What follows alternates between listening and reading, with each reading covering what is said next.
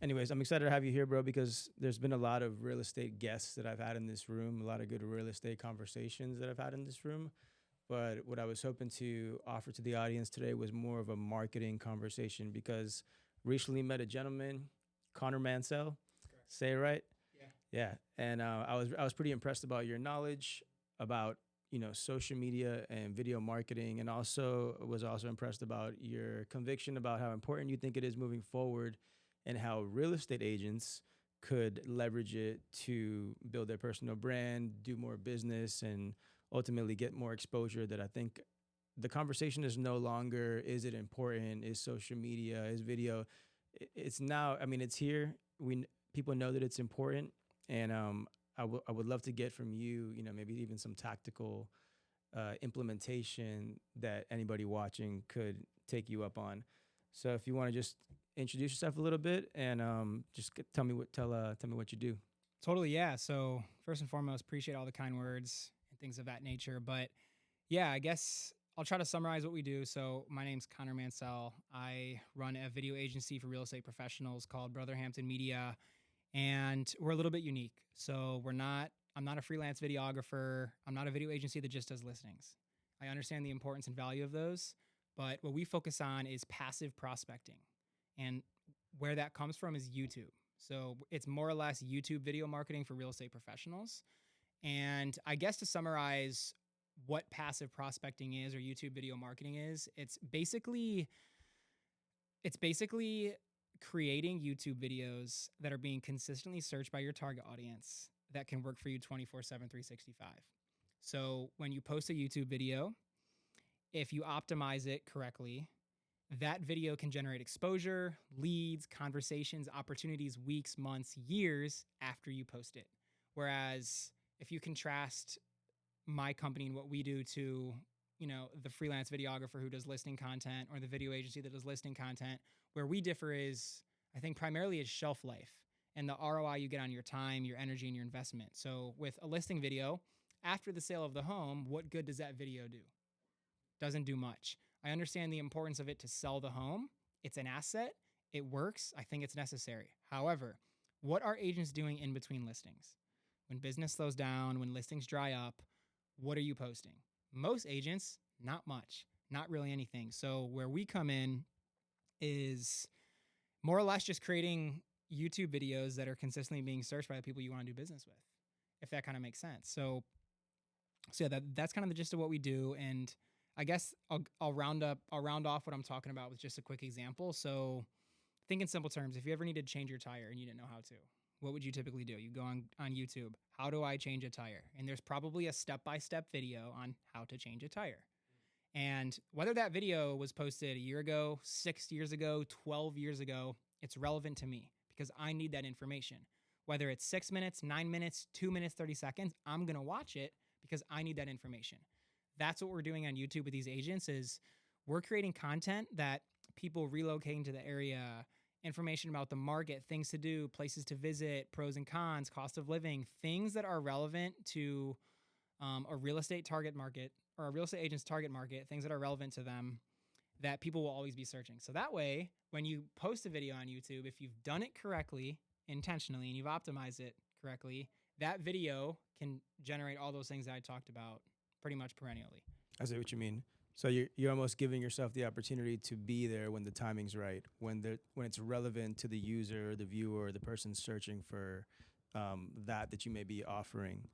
It's pretty. I mean, it makes very clear sense to me. But there's a lot of hype and attention on other platforms, Facebook and TikTok and Instagram. Why YouTube? Why not go all in on Instagram or go all in on TikTok? So you can, and I think the short form video platforms, I think they're great for top of funnel and attention. But as for converting attention, I think it's farther and few in between because what are we doing when we pull up TikTok or Instagram? We're swiping. We're not going there to turn our phone horizontally and watch something and spend time with said video or person who created the video. And as you know, in real estate, operating cycles are longer. It differs from, take my company, for example. If somebody jumps on a call with me or we have a meeting, I can work with them next week. You guys necessarily aren't always doing that when you get a lead or an inquiry about buying or investing or selling their home. It's going to take a lot of time. It takes following up, it takes nurturing them. So, the reason that we focus on YouTube is because once somebody begins watching your videos, or say they're searching for specific information that they want about, a market that they're moving to. Say, I gave you the example the other day. Say a family wants to move to Broward County and they want to know what the school systems are like for their children. I might search, what are the top schools in the Broward County, district or whatever. I'm going to, if once you put in that search for that YouTube, your video is going to pop up. So you've positioned yourself for visibility for that person.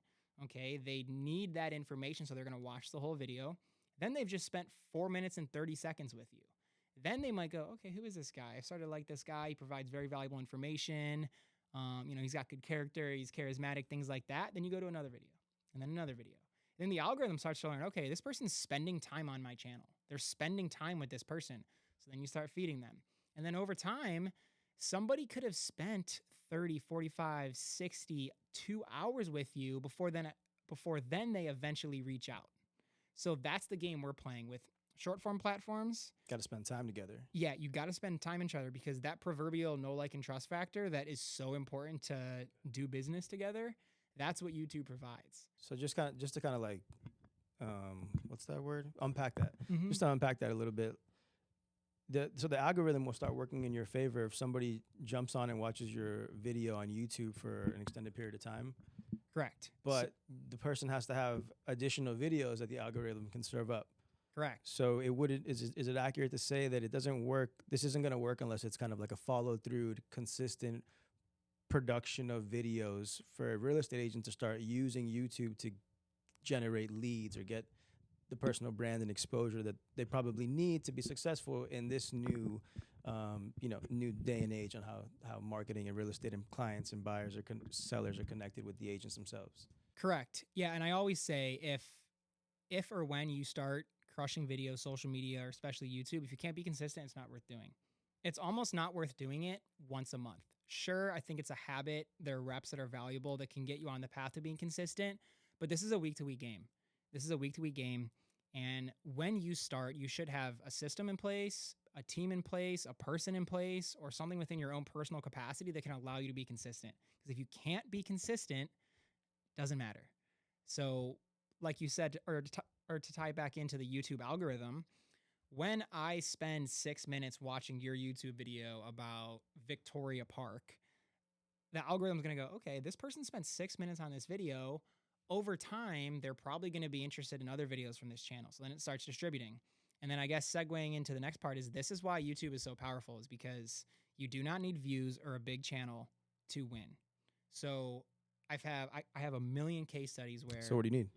So you just need to create search-driven content that your audience is interested in.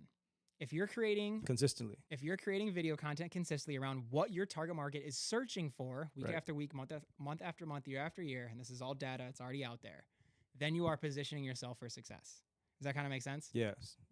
Okay. So without the consistency or the commitment for doing this long term, it's not going to work, right? Yeah. No, 100%. And then I think to kind of tail end that conversation is what I just talked about. So you don't need subscribers or views to win on YouTube, and that's the beauty of it. How many times or how often, or maybe you have a personal belief of this, of how important views are. A lot of people, even when they start working together, we have to really set the expectation as to why views don't matter, because not all views are created equal. Think of it like this. If I want information on Victoria Park here in Fort Lauderdale, I'm interested in moving to that neighborhood, and I search Victoria Park, Fort Lauderdale, and your YouTube video pops up, and it's a 13-minute long video of you walking around the neighborhood, talking about the costs, the amenities, the different types of houses, things like that. That view is so much more valuable than if I'm just scrolling on TikTok and I view a video that I didn't even intend on watching, and I'm probably going to swipe off halfway through. But if I'm searching for information on Victoria Park and I've spent 9 minutes with it, that is why that view is so valuable, because you have somebody who is interested in moving to Victoria Park and you specialize in that neighborhood. Now you have somebody who spent 9 minutes with you without you having to do anything because you created a YouTube video on the neighborhood 6 months ago. Right. So that's why you can generate leads, conversations, and things like that with videos that get 75 views, 300 views. Mm-hmm, And that's mm-hmm. why also too, YouTube, a lot of the times, and you can look at the data on the back end, is people aren't even subscribing to you because the algorithm knows who to feed the content to. So you don't, a lot of the times you may even get leads or conversations or opportunities from people who aren't even or subscribed to your channel, but they're actively watching every video you post or multiple videos. Sure, sure. So that's kind of the We've cool all part about experienced YouTube as that. well. Yeah, exactly. Exactly. Okay. So, I mean, does somebody have to have like, let's say right now someone's only using Instagram and they don't have a YouTube channel, or maybe they have no social media at all. Could they still just you do only YouTube, implement the strategy and experience success? Totally. Totally. And I think you get a higher ROI on it if you prioritize YouTube and it's your only social media platform. Now, what we personally do is build out an ecosystem around YouTube because we're doing, we're taking a holistic approach. YouTube's the priority, but yeah, I personally would say that if, and this is probably a hot take, if you have no social media, you're a new realtor, or maybe you've been in the game, you just have no social media presence at all, or maybe you're not even just active on it. If you put all your time, energy, and money into YouTube, that will give you a way bigger ROI than maybe just posting a couple reels a month or going on Canva and doing your little graphics and things like that. That's it. That's interesting. Well, because I basically do everything but YouTube. You know, you're almost selling me on it right now. I guess maybe like one way to look at it is that like somebody has to really go out of their way to search for the video that you might have made that will fulfill that search request. So maybe it is like school systems in East Fort Lauderdale, so that when they do arrive, you know that it's almost a filtered viewer versus a random viewer, like let's say like on TikTok or on Instagram, where you're just kind of scrolling through videos. Yeah.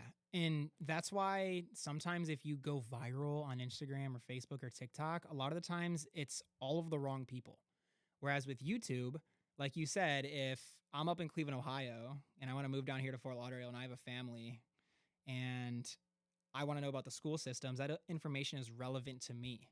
So that way, I'm going on YouTube, I'm searching that information that I specifically need, and I'm going to turn my phone horizontally and I'm going to watch that YouTube video for 12 minutes because I want to make a very informed decision on where my kids go to school in a market in a part of the country that we're not from. Whereas views on TikTok, Instagram, sometimes you just get views for views' sake.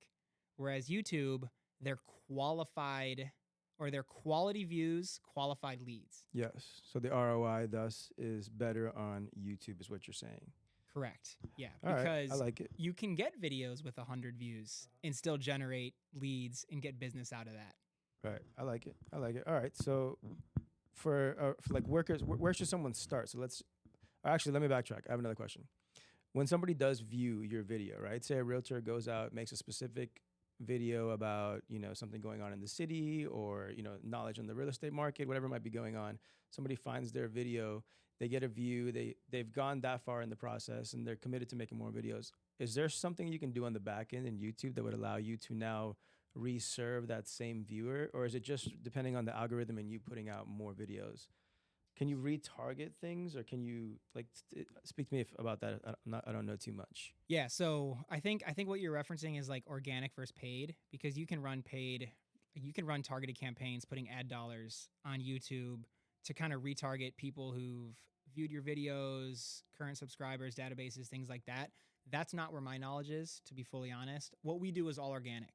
So to answer your question, could I post a video and target somebody who's already watched 3 of my videos? No, but that's what the algorithm does. That's what the algorithm takes care of for you. Sweet. All right, so let's talk what kind of videos, right? So let's say I'm a real estate professional and I come across this conversation and now you're starting to sell this guy on, I need to start a YouTube channel. What kind of videos? That's a great question. So first and foremost, what kind of videos comes down to who you're looking to attract to your business. So BJ, who you want to attract and do business with is going to be different than this realtor over here. If you want to focus on the the neighborhoods and cities that are more inland, that's going to be different than the person who wants to sell on the coast. So that's the first and most important thing. Before you figure out what type of videos you need to be making, you need to get clear on your strategy. And that's the first thing that we do before even thinking about the first video we're doing. We got to build out your strategy, your core identity, figure out who you are, who you serve, and more or less just who you want to do business with. So that's the first thing.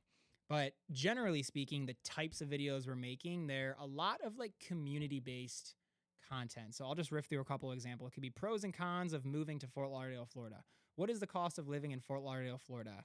What are the 10 best attractions in Fort Lauderdale, Florida? What are the 5 best restaurants in Fort Lauderdale, Florida? The best areas to invest in South Florida. The best gyms in Fort Yeah, Lauderdale. the best gyms in Fort Lauderdale. It could be Cool. top 5 new constructions coming to Fort Lauderdale. It could be what does $1 million get you living in Fort Lauderdale, Florida? What does $5 million get you living in Fort Lauderdale, Florida?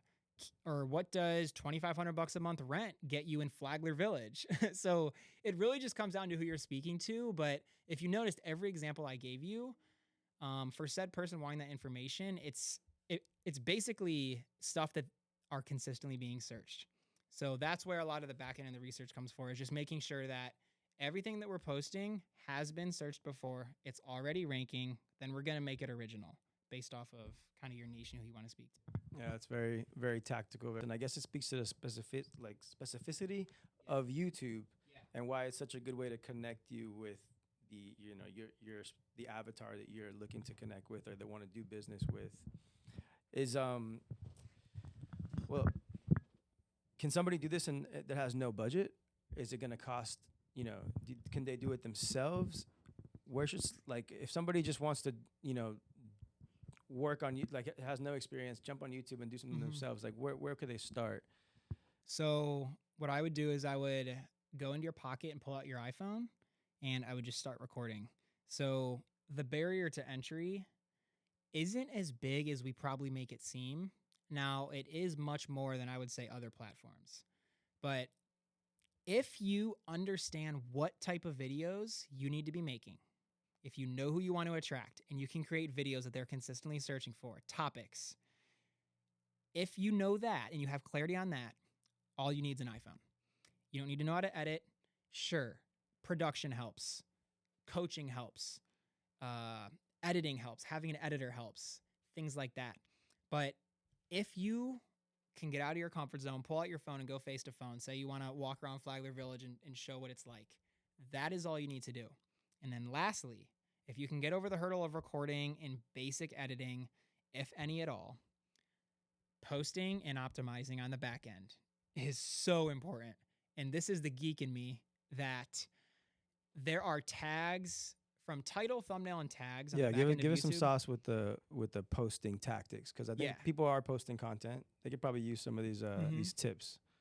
So, and is this for YouTube or just for YouTube. social media? So this is the sauce on YouTube, and this is what makes the difference from good to great. All right. So title, thumbnail, description, and tags. These have to be very specific. A lot of it has to do with SEO. Now, I won't go into the details of SEO and understanding it, but that's what we call optimizing your YouTube video. Title, details, and tags. Title, thumbnail, description, and tags. So I could have I crushed it on my video, but if I don't have the right tags, thumbnail. Yep, correct. And I'd love to open up the back office of YouTube and give an example of this, maybe in a different conversation or a different video. But yeah, you can create an awesome video about Flagler Village, walking around, and maybe it's edited. Maybe you had a videographer produce it for you, and it's fantastic. If you don't title it correctly, if you don't thumbnail it correctly, if you don't description correctly, if you don't tag it correctly, the tags is the most important part, it's not going to be seen. So that's where the optimization part of YouTube is important. So tie it all together in terms of how does somebody get involved on a beginner's level? It's clarity up front on what type of videos you need to be creating.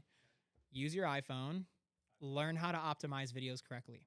And as you know, and as anyone watching this type of content, YouTube University is fantastic. Yeah. How do I optimize a YouTube video to reach my target audience? It's everywhere. Right. And those videos that are watching are optimized videos. So they're the best they're the best of those videos. Yep. So it's good information and it's free. Correct. In your opinion, how many realtors are actually doing this, using YouTube, creating videos, doing it consistently? So very, very, very few. Now, there are more realtors doing YouTube but not knowing how to do it than there are realtors doing YouTube and knowing how to do it. So you could be on YouTube and you could be playing the game, but you're not really playing the game. So you can be on YouTube and be active and consistent, but you could be creating all the wrong videos. You might just be looking at what other people are doing and copying their videos. That's not good enough. They have a different strategy, or they're trying to attract different people. What I'm trying to do is different from what you're trying to do. And that's why Instagram, TikTok, Facebook, people just copy each other and do trends and get all these views and think it amounts to something when it doesn't. Okay. You know what I'm saying? And then, So by the way, just to bring it all together, because I want to make sure everybody has like a start to finish, full cycle. So believe in YouTube. I start making niche content about, my local market, or, top 3, whatever it might be, longer form videos for YouTube. A specific user searches and finds it. Great. Now they're spending time with me. Maybe they even come back. Maybe they subscribe, and that connection has now been, fostered. How does the realtor then, let's say in this case, pull the information or turn that into a face-to-face conversation or an actual lead converted? How do we finish the equation here? So CTA at the end of videos, call to action. So for example, in not every video needs to be a hard sell, but a lot of our videos, especially neighborhood specific videos, for example, are going to have a CTA. Hey, give me a call if you want any more information on this neighborhood, or hey, if you are interested in actually living in this neighborhood, give me a call. Also in the description, contact details. We'll link all your other social media platforms. They're going to DM you. They're going to comment. So they'll reach out to you. And when they've done that, the selling's already been done. It's not, oh, well, what do you do? But what should the individual making the content do next? Is it a DM back and you're trying to start a conversation and turn that into a phone call? Or is it like the call to action is like, follow this link, fill out a form type of a capture? No. So you're just going to have your phone number there. Let's keep it surface level. Phone number, email. At the end of, like, what we specifically do is we give them one call to action. And it's, hey, if you're interested in this, give me a call or text me. And it's as simple as that. Now, granted, like, they might comment on the video, and then you could just comment back and say, hey, give me a call or text me, or hey, shoot me an email. Or they might go to your Instagram and DM you, hey, I saw your YouTube video. That happens all the time. Sometimes realtors I work with get emails, but yeah, they'll reach out to you when the time is right. So it's usually a text. That's text or email. Yeah, text, email, or DM, or comment. I just had this was actually on TikTok, kind of shifting gears a little bit, but this is why we do everything, is like, he generated 3 really good leads that can amount to a lot of business. And I think like one was a TikTok comment and the other 2 were like DMs on TikTok. So I say that to say, when people are ready to reach out and they want to do business with you, they will reach out to you 9 times out of 10. And as long as your pages are set up and your videos have some CTAs in them, they're going to reach out. Got it. So just for a little bit of clarity then, it's if, what you're saying is, or what I'm hearing from you is, when somebody engages back from your content, you can consider that a warm lead. And then there's a variety of different ways you could, respond, whether it's a DM, or if they gave you their information, then maybe you're sending outbound, email or such, or perhaps they're texting or calling you. Correct. Yeah. They'll reach out to you. And that's why we're making these videos on YouTube. And that person has kind of gone through the process of searching and spending time with you. So by the time it's, hey, let's jump on a call, let's meet, or whatever the next step is, they're pretty much, they've already been on Sizzle for a little bit, and now you just gotta. Yeah, they already know, like, and trust you. It's a very warm, qualified lead. It's exactly who you want to do business with. And it's not, hey, what do we do? Or what do you do different? Or hey, I'm interviewing people. It's, what's the next step? So this is great, and I like that we're going through the whole process on, I don't have YouTube, I've never done this, to this is how you use it. These are the topics that you need to be creating content around. This is the engagement you're looking for, and that turns into business. So what I think would be a helpful question is, like, how long can someone expect before they're starting to kind of get that consistent, flow of engagement that is in turn actually warm leads? What would you say? Is it a 3-month cycle? If I'm putting, one video out a week, like, how would you break it down? So that's a great question. And I think it's important, especially with YouTube, it is a long-term game. So I always tell everyone in the initial conversation that I have when working with them is, if you don't have a long-term vision for your brand online, then we can't be aligned to work together. This isn't something that's going to work for you by posting a couple videos and stopping, 3 months and stopping, 6 months and stopping. Sure, can you get short-term results? but you really have to be committed to a longer timeline because YouTube is a platform that gets better and better by you being consistent and more consistent. It's a compounding platform. So, can you get results by posting a couple YouTube videos? Yeah, but can you get results by posting YouTube videos for 3 months, 6 months? It sure as heck gets a lot easier because the platform is a compounding platform. So, I can't give you a finite answer as to when you'll start seeing results, especially if you've never had a channel before. What I can say though is set the expectation for you is if you're going to do this thing, you got to do this thing. If you want to grow and build your brand online, prioritizing video and YouTube, you are setting yourselves up for massive success over the long term. Because imagine what 2 years of weekly YouTube videos does. Imagine how many marketing assets are working for you 24/7, 365. And if you do this every single week, every single month, every single year, for example, one of my clients who's in the Fort Lauderdale area, he has a reoccurring watch time statistic on his channel of about 150 hours a month. And we're not even at the 1 year mark yet. Maybe we're close to it. Between 9 and 12 months of posting every single week. What does 150 hours a month of watch time mean?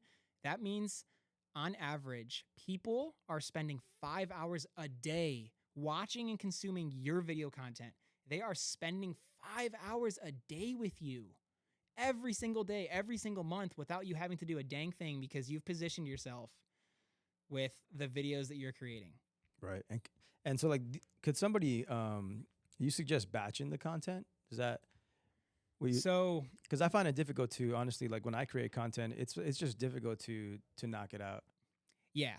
And I highly recommend batching content because, you can vouch for this. Real estate professionals, your day to day, your hour to hour, sometimes things pop up and things take priority over the other. And, when I first built this product around YouTube in the real estate space, what we were doing was, okay, we'll meet up once a month and film. Even that was difficult for agents because if on the day we have blocked off to film, if you have a homeowner that, the house you're listing, if something pops up and it's urgent, you kind of got to go cater to that. So what I recommend with real estate agents being extremely busy is, try to film 2 to 4 videos, every couple weeks. And what you can do is also just film a bunch of videos and start backlogging them before you start rolling out distribution. So if you know that you're really going to take YouTube seriously, whether you already have a channel or not, why don't you get 8 videos in the tank and then start rolling them out? Now you have a 2-month runway and you have 2 months more or less to start filming more content to get ahead. So filming week to week, extremely difficult. Every 2 weeks, still really difficult. Even once a month, you should be able to prioritize your time accordingly. But point being is batch your content, get ahead. Don't feel the pressure of having to get up and film and ideate and script and edit and post and optimize all these things every single week because it's not going to be sustainable. I can absolutely guarantee. Yeah, it's tough. It's tough for anybody to just implement a brand new habit from night to day. Yeah. Regardless of what it is. So if it's videos and you've never posted videos and now you're just going to be churning it out every single week, I mean, that's a tough shift to make. Yeah. Batching the content is nice, and it's a wonderful feeling when you have a library of content that you can roll out kind of as you please, and you're not leaving anywhere to go do it again. That definitely works. That's good. Mm-hmm. Good tips. Do you have any other let's just say for the let's give some tips here on how people can be more natural in front of the camera, or not be that buttoned up version of themselves that everybody seems to revert to the minute the camera's rolling. So camera confidence is a huge issue, and it's definitely a psychological roadblock that can prevent someone who's even done hundreds of thousands of dollars of business and closed hundreds of deals and is an utmost professional in their field. Even these people are still scared to get on camera. You ever come across just an agent that has the budget, has the track record, but is just a absolute boring tool on camera? And yeah, I've definitely run into that. Can they be successful on YouTube? So the answer is yes. And it's all about setting the expectation with who you are and not trying to fake energy and just being authentic to yourself. But I guess the number one piece of advice I could do is just get your reps in. It's like going to the gym. Yeah. It's like anything. Get your reps in. But along with getting reps in, format. So this is something that I think is unique to what we do. So we utilize voiceovers in our content. And we're producing 72 videos in 2 days of recording, right? So a lot of people go, that is an ungodly amount of content. The way that we're able to do that so efficiently, because that's a rollout for 6 months, mind you. The way we're able to do that is format. So when it comes to YouTube, you can utilize voiceovers in this way. Say, let's bring it back to the Victoria Park neighborhood example. Say you break it down to location, cost of living, amenities. And then that's the substance of the video. Then maybe you have like an intro and an outro just for simple conversation's sake. Now, not the entirety of the video has to be you directly looking at a camera speaking. Why? Because if you're strategic in the way that you edit the video, or maybe you have an editor, say you want to talk about amenities in Victoria Park. And say I'm talking about, okay, some of my favorite restaurants are this, that, and the third. And this is the gym I go to right over here. And it's in close proximity to Las Olas. It's in close proximity to Central Beach. It's a very walkable area, et cetera, et cetera. I said 4, 5, 6 sentences. Now, everything that I mentioned could more or less be drone footage, B-roll, stock photos and contents. And if you plan in your content, and this is why pre-production is so important, if you plan and you know strategically which part of the video is going to be overlaid with B-roll, you don't necessarily have to be on camera for that. But what you could do is set up that section with this. Okay, and now that we've gone over the cost of living here in Victoria Park, let's go over some of the amenities. I said one sentence directly to the camera, and then I can go into my 4, 5, 6 sentence description of everything I want to talk about. And as long as I have specific B-roll for what I'm talking about, you don't need to be on camera. You just need the audio of you talking about it, and then you're overlaying photos, videos, things like that. Got it. So that's what you mean by format. Basically, Format. you're approaching the conversation, knowing that you're filming content with the format in mind, and maybe that will guide some of what you say because you know that's going to be B-roll. Correct. So, and if a realtor can keep that in mind, or I'm sorry, a realtor, just anybody that wants to create content, keep it in mind. It may come a little bit easier. I think. Oh, go ahead. No, yeah, that's 100% the thought process. And this is why we're so meticulous in pre-production, because each video, for example, if I'm talking about, oh, it's a 3-minute drive to Las Olas and a 4-minute, 5, 6, 7-minute drive to Central Beach, I could get drone footage of the drone coming up from the neighborhood, showing Las Olas, and then pointing towards the ocean. And while I'm referencing that, I'm overlaying those shots of it.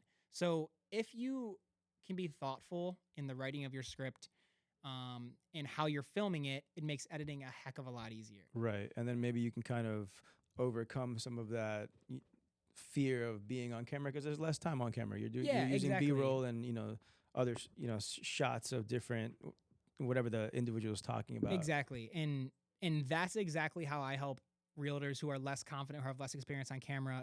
We alleviate it in that sense of like, okay, we have a 7-minute long video and only 9 lines are directly recited to the camera. So we have 9 lines that are each one sentence where I'm going to really coach you and help you and say, okay, all right, chest out, chin up. Here's your posture. Move your hands like this. And really just focus on one line at a time, right? Instead of imagine having to do a 7-minute long video all on camera. You're going to mess up so many times and you're going to lose confidence. So when we're doing volume, we want to build confidence. So I'm not going to take a realtor who doesn't really have experience doing this thing, or even if it's really tough to recite every single line verbatim to a camera. Now, over time, you do get better at it though. Yeah, I must say, like you said, the more reps, the more confidence, the easier it is to be good at it. So you definitely got to get the reps in. Yeah, totally. But the freezing up in front of the camera is very real for a lot of people. I think like public speaking is like one of the number one fears that humanity has had across time. Being on camera's gotta be like right up there with it. Yeah, I think it's one and the same. I mean, imagine posting a video that gets 800 views. How many of us have sat in a room or stood in front of a room of 800 people? It's kind of the same. Yeah, I can think I like this topic because I feel like a lot of people know all the rest of it. Like they need to do YouTube, they need to be on social media, they need to be making videos, but they struggle just bringing themselves in front of the camera, grabbing a mic, and acting normal. Yeah, no, totally. And it's like, the other day when we had lunch, like we can both talk about our respective fields and professions all day and night. And we can sit there for hours and talk about off the top of our head. But as soon as we get in front of a camera or in front of a group of people, we freeze up and we're thinking about what we're saying. and we're not delivering it to the best of our ability. So, camera confidence is a really interesting thing. And like I said, I've seen hyper successful people get in front of a camera and like totally forget about any of the business they've done or any of the 20 years in the game they've done. And it's always interesting. That's why I think more reps and then more reps, and then you just figure out kind of like how you can get out of your own way. Like for me, I've always had the camera rolling, and I know that the first 5 or 10 sentences that I spew are just going to be a bunch of nonsense, but I kind of needed to get that out. Yeah. So eventually I can get to some good substance and feel comfortable and get back to my tone where I can deliver a good message. But you got to know that that's there, right? Yeah. It's kind of like getting warmed up, for Exactly. a sport. The same thing on camera. You got to just say a bunch of nonsense sometimes and get in your zone. Yeah, and I even recommend to people, if you're going to go out for a filming day, literally pull out your script before you're pressing record and just read the whole thing once or twice, front to end. Just read the whole script top to bottom and get the words out, like get the wheels turning, get the creative juices flowing. And I think that's a important part too. It's like getting ready for a game. Couple other warm up, right? Well, yeah. Honestly, bro, I'll hit a workout before I know I'm filming content just to get the vibration high. Nice. It's always you're gonna feel that much better if you know you got it in at the gym, and then now you're in front of the camera. You get the blood flowing, a little bit more composed. Yeah, and what's funny about that is when we block off these 2 shoot days, in my case, I always try to have people build their weeks around it in the sense of like that gives them the best peace of mind, because it's noticeable when someone's having a really bad day, or maybe if they're really anxious or nervous. Exactly, to the point. It's noticeable on camera. So when you go to film, you want to be relaxed. So like a workout helps, maybe not being jacked up on caffeine, easing yourself into it. Like all of these things help, because if not, it's noticeable who's kind of like pent up and nervous on camera. Yeah, I've been there and I probably still will be. You don't want to come in there sleep deprived, stressed, like agitated, hungry, and next thing you know, you're just an asshole on camera. Yeah, dude, that's exactly it, right? That's funny, dude. Yeah, just get a mic, man. Most people, if you just get a mic, you get some high quality audio, and then film yourself doing the stuff you regularly do that adds value to your day to day. When you're adding value to others in your day to day. So whatever your function is, your job, your profession. If you just film the moments when you're adding value and you're wearing a mic, you can churn out some good content that will support your brand and help you connect with the consumer or customer you're trying to reach and serve. Yeah, and I think that speaks to creating versus documenting. This is a very interesting topic. So when you're creating, you're more or less manufacturing already existing information into a video script, right? When you're creating a video script, you want to make sure it's concise and digestible. That's where the formats come into play. Correct. Yeah. But then documenting is what you said. So maybe I'm a soccer coach running a small group session and there's like 12 kids.